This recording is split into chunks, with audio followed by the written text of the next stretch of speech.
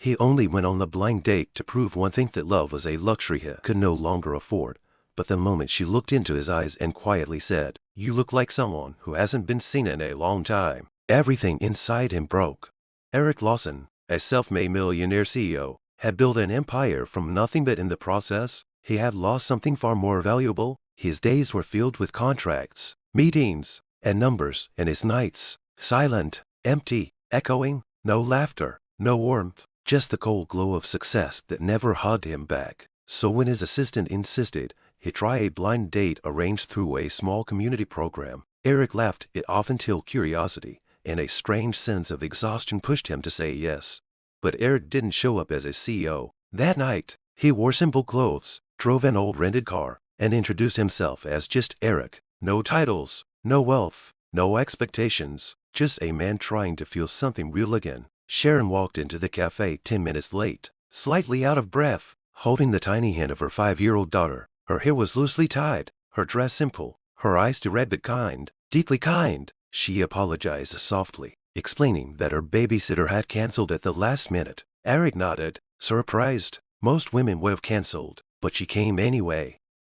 From the very beginning, something felt different. Sharon didn't try to impress him. She didn't ask about money or status. Instead, she noticed the smallest things: way Eric held his cup a little too tight, the way his smile didn't quite reach his eyes. And then she said it, that one sentence that shattered the walls he didn't even realize he had built. "You look like someone who hasn't been seen in a long time." Eric frowned. No one had ever said that to him. No one had ever noticed. As the night went on, Sharon spoke about her life, not with bitterness, but with quiet strength. She was a single mom, working 2 jobs, raising her daughter alone after her husband had walked away years ago. Life hadn't been kind to her, but she still chose kindness every single day. She smiled easily, laughed genuinely, and treated Eric like he mattered not for what he had, but for who he was. At one point, her daughter dropped her toy on the floor. Eric instinctively picked it up, fixing the loose wheel with careful hands. The little girl's face lit up like he had just given her the world. Sharon watched silently, and for a moment, her eyes softened in a way Eric couldn't explain. "Thank you," she whispered, not just for the toy, but for something deeper. For the first time in years, Eric didn't feel like a CEO. He felt human. When the bill arrived, Sharon reached for her purse, insisting on paying her share despite clearly struggling. Eric gently stopped her. "Let me," he said. She hesitated. "I don't like feeling like I owe anyone." Eric smiled softly. "Then don't owe me. Just let it be kindness." She looked at him for a long second, then nodded. That night, as Eric drove home in silence, something inside him had changed. The city lights looked different, warmer, like they finally had meaning. He couldn't stop thinking about her, about the way she saw him without even knowing him, about the way her presence filled a void he had buried under years of ambition. But there was one truth he hadn't told her. He wasn't just Eric. He was the man who owned half the buildings in that city. And if she found out, everything could change. The next morning, Sharon's life turned upside down. She arrived at work late again, exhausted, still thinking about the strange, kind man from the night before, only to be called into the office. Her heart raced. Was she being fired? But when she walked in, she frowned. Eric was standing there, not in simple clothes, but in a perfectly tailored suit, surrounded by executives. And suddenly, everything made sense. Her face went pale. "You lied to me." Eric stepped forward, his voice calm but sincere. "I didn't lie. I just didn't tell you everything." Sharon shook her head, heart flashing in her eyes. "Why?" "Because I needed to know," he said softly. "If someone could care about me without knowing what I have."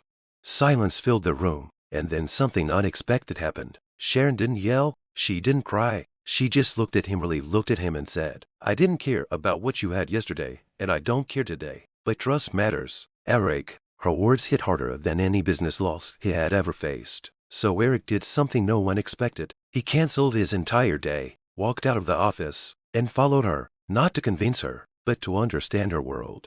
He saw the tiny apartment she called home, the way she worked tirelessly, the way she hugged her daughter like she was a whole universe. And slowly, Eric realized something powerful. Sharon wasn't impressed by wealth because she already possessed something: ritual, resilience, and a heart that never stopped giving. Days turned into weeks. Eric didn't try to buy her affection. Instead, he showed up with groceries when she was tired, with quiet support when life got heavy. and with genuine care that asked for nothing in return. One evening, Sharon's daughter ran into Eric's arms, laughing. "Are you staying for dinner?" Eric looked at Sharon, uncertain. She smiled softly this time. "If you want to, you're welcome." That night, sitting on a small table, eating simple homemade food, Eric felt something he had never experienced in his luxurious penthouse. Peace, real, warm, irreplaceable peace. Months later, Eric stood in front of Sharon not as a CEO, not as a man trying to prove anything, but as someone who had finally learned what truly mattered. "I spent my whole life building something big," he said quietly, "but you showed me something real, and I don't want to lose that." Sharon's eyes filled with tears at this time. "They were happy once, and I don't want a perfect life," she replied. "I just want a true one." Eric smiled. "Then let's build it together." And this time, there were no secrets, no disguises, no walls, just love, built on kindness, honesty, and two hearts that found each other when they needed it the most. Because sometimes, the richest man in the room is the one who finally learns how to love.